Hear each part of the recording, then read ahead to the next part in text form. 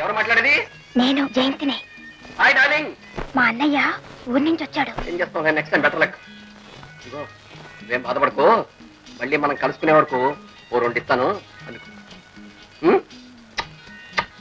Thank you. నువ్వు ఊరి నుంచి వస్తావని టెలిగ్రామ్ రాగానే నాకు పిచ్చికిపోయింది తెలుసా? పిచ్చా? ఎందుకు? ఎందుకేమిటి, ఈ ట్రిప్ లో మన పెళ్లి ఖాయం చేస్తానన్నావుగా. పెళ్ళంటే పిచ్చెత్తరం ఎందుకు? సిగ్గుపడాలి గాని. సిక్కా? మన ఇద్దరి మధ్య సిగ్గెందుకు? ఏ సిగ్గులేదా?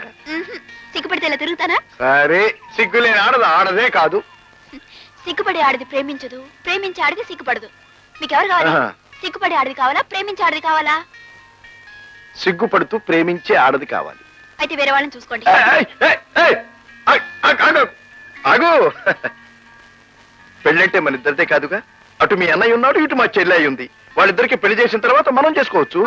వాళ్ళు మనకన్నా చాలా ఫాస్ట్ గా ఉన్నారు. ఏమిటి, పెళ్లి కాకుండానే? మీ చెల్లయ్య గారు ఒక అబ్బాయి గారిని ప్రేమిస్తున్నారు. చూడమ్మా, ప్రేమ అనేది మనసుల కలియికే గాని మనిషిని మనిషి బలవంతం చేసేది కాదమ్మా. నీ మనసు ఏమిటో చెప్పు, నీ ఇష్టం వచ్చిన వాళ్ళకే ఇచ్చి పెళ్లి చేస్తాను. అలాగేనండి, మీ ఇష్టం, నాకేం అభ్యంతరం లేదు. కాకపోతే ఒకటి, నేను మా నాన్నగారితో మాట్లాడలేను.